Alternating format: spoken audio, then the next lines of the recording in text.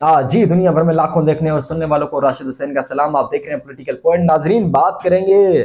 شوف والی سرکار اور اقرار الحسن صاحب کے درمیان کل کے دن ایک بڑا مناظرہ ہونے جا رہا ہے۔ اقرار الحسن صاحب کو سب سے پہلے بات کرتے ہیں کہ اس سے پہلے کیا ہوتا رہا۔ اقرار الحسن صاحب 14 فروری کو جب آستانہ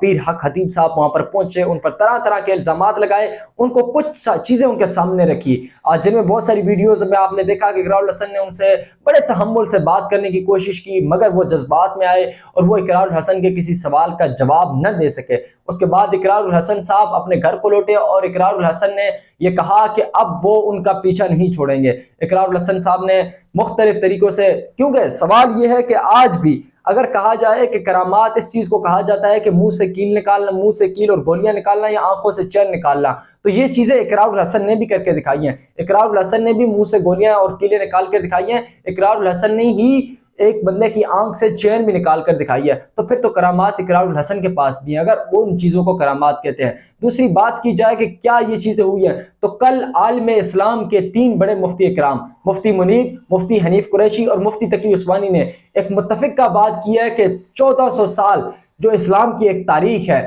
اس کے اندر آج تک اللہ کے کسی ولی، اللہ کے کسی نبی یا کسی انبیاء نے، ہم نے نہ کسی کتاب میں پڑھا ہے نہ سنا ہے کہ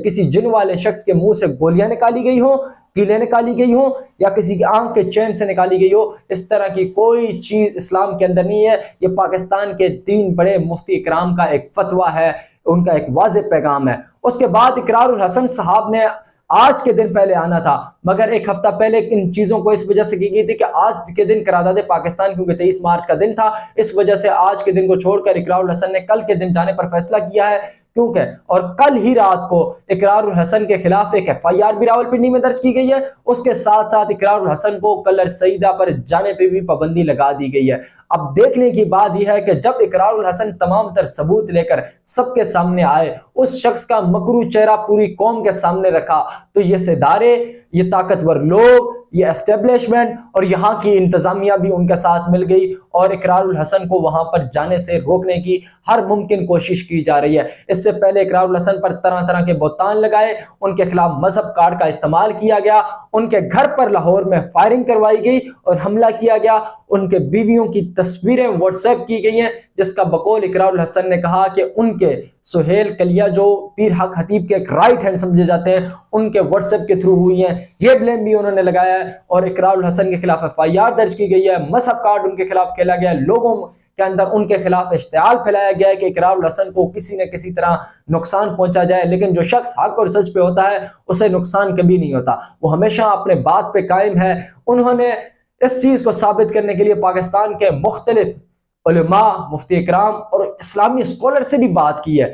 ان سب کے مطابق یہ جو کچھ بھی ہو رہا ہے یہ غیر قانونی ہے، غیر اسلامی، اور تمام متفقہ یہ فتویٰ جاری کیا گیا ہے، کیونکہ پاکستان کے اندر جب بھی فتاویٰ کی بات کی جائے تو 3 بڑے نام آتے ہیں، جن میں مفتی حنیف قریشی، مفتی منیب الرحمان اور مفتی تقی عثمانی ہے۔ ان کی جب کل ملاقات ہوئی ہے اقرار الحسن سے، تو تینوں نے متفقہ طور پر ایک سوال اٹھایا ہے کہ کیا اسلام کی تاریخ میں، کیا 1400 سال کے اندر کسی نے کسی کے منہ سے کیلیں نکال کر دکھائی ہیں، کسی نے کسی کی آنکھ سے زنجیریں نکال کر دکھائی ہیں؟ تو یہ ایک بڑا سوال ہے۔ انہوں نے کہا کہ اسلام کی تاریخ میں آج سے پہلے یہ کرامات نہ کسی نے دکھائی ہیں، نہ یہ کرامات ہم نے دیکھی ہیں۔ تو یہ کرامات دکھانے والے شخصیات کی بات کی جائے تو پھر 2 لوگ آتے ہیں، ایک تو خطیب صاحب ہے جنہوں نے یہ کر کے دکھایا تھا، تو دوسری طرف اقرار الحسن بھی پچھلے 2 ماہ سے اس طرح کی کرتبیں کر کے دکھا رہے ہیں، کبھی کسی کے منہ سے کیلیں نکالتے ہیں تو کبھی کسی کے منہ سے گولیاں نکالتے ہیں، اور کل تو انہوں نے ایک صحافی کی آنکھ سے چین بھی برآمد کر کے دکھائی۔ پھر طرح کرامات تو دونوں میں ہیں، مگر کل کا دن بڑا اہم ہے۔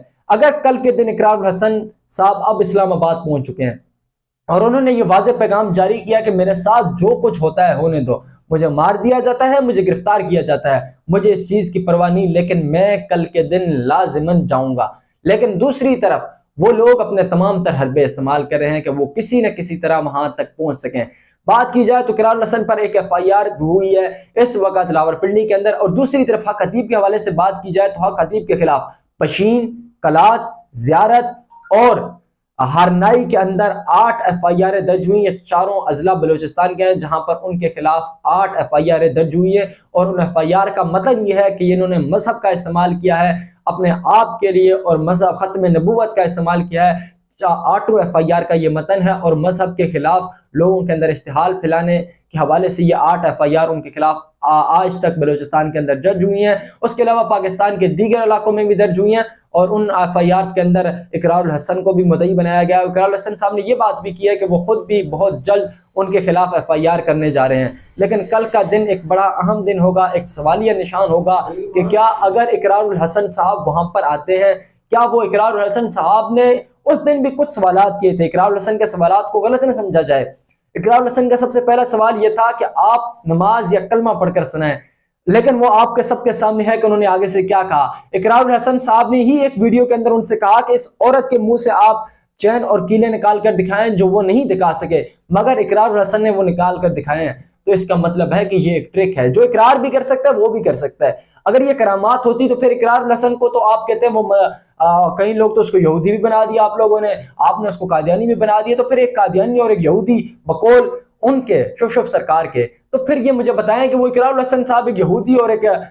جو ہے قادیانی ہو کر یہ کرامتیں کہاں سے لے کر آ رہے ہیں؟ کسی کے منہ سے کیل اور گولیاں نکال رہے ہیں، کسی آنکھ سے چین نکال رہے ہیں۔ اس کا مطلب ہے کہ وہ غلط نہیں ہے، ان کے الزامات میں بھی طاقت ہے، یہ ٹرک ہے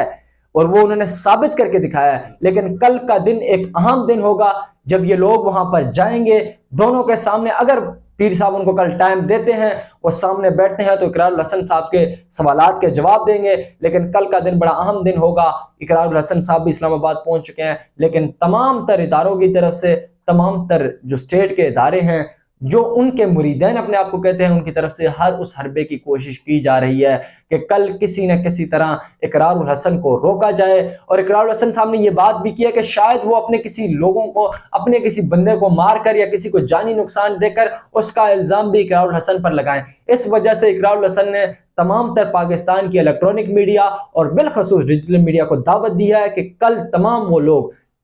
دن 12 بجے کلر سیدہ کی طرف روات سے کلر سیدہ کی طرف ان کے ساتھ روانہ ہوں گے اور وہ وہاں پر جائیں گے۔ اگر وہ ان سے بات کرتے ہیں، ان کے سامنے آتے ہیں تو وہ اپنے سوالات رکھیں گے، اگر وہ نہیں کرتے تو اس کے بعد وہ پھر قانونی رستہ بھی ان کے خلاف اختیار کریں گے۔ اب دیکھنا یہ ہوگا کہ کل کے دن کیا ہوتا ہے۔ انشاءاللہ کل کے دن بھی آپ کو تمام تر